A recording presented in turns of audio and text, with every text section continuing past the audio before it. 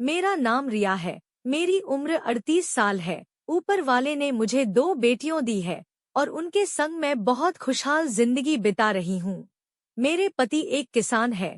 वह खेतों में काम करके रात में हमारे लिए पैसे लाते हैं और उसके जरिए हम जिंदगी गुजारते हैं।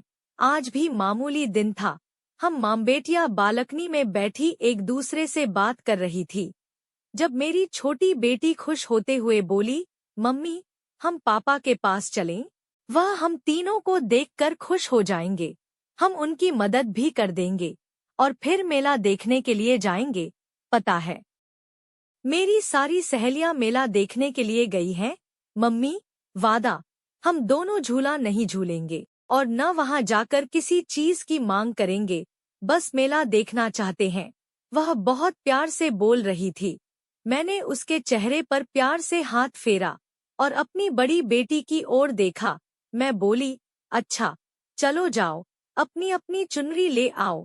फिर हम तीनों चलते हैं, देखते हैं तुम्हारे पापा क्या कर रहे हैं।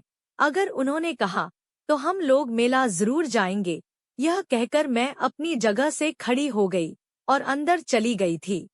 रोजाना के खर्च के पैसों से मैंने कुछ रुपए बचाए थे जो मैं बुरे वक्त में इस्तेमाल करना चाहती थी, मगर अब मेरी बच्चियों की खुशियों के आगे मुझे कुछ नजर नहीं आ रहा था। मैंने वह जमा किए हुए पैसे अपने पास में रख लिए थे। वह दोनों अपनी अपनी चुनरी संभालकर बाहर खड़ी हुई थी। मैंने उन दोनों के सिर पर हाथ फेरा और उनके साथ खेतों की तरफ रवाना हो गई। एक पल के लिए मुझे घबराहट भी हुई कि कहीं मेरा पति मेरी बच्चियों को देखकर गुस्सा न कर जाए, लेकिन फिर मैंने यही सोचा कि नहीं करेगा। मेरा पति बिल्कुल भी ऐसी सोच का मालिक नहीं था कि बेटियां पैदा हो गई तो अब यह बोझ है, उनका दहेज इकट्ठा करना है और उन्हें पालपोस कर किसी दूसरे के हवाले कर देना है।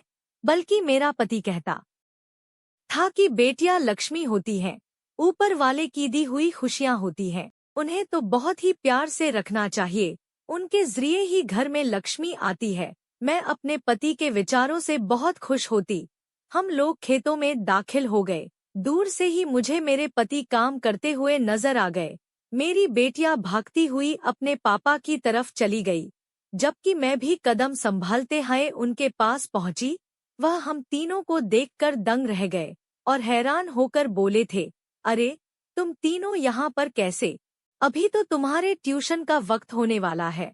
वह अपनी बेटियों के कान पकड़कर डांट रहे थे, जबकि मैं मुस्कुराकर अपने पति को देख रही थी। मैं जानती थी यह उनकी डॉट या मार नहीं, बल्कि यह उनका प्यार है। वह दोनों अपने पापा के गले से लगते हुए बोली, हम अपने पापा की मदद करने आए हैं और फिर हम सब मेले में जाएंगे।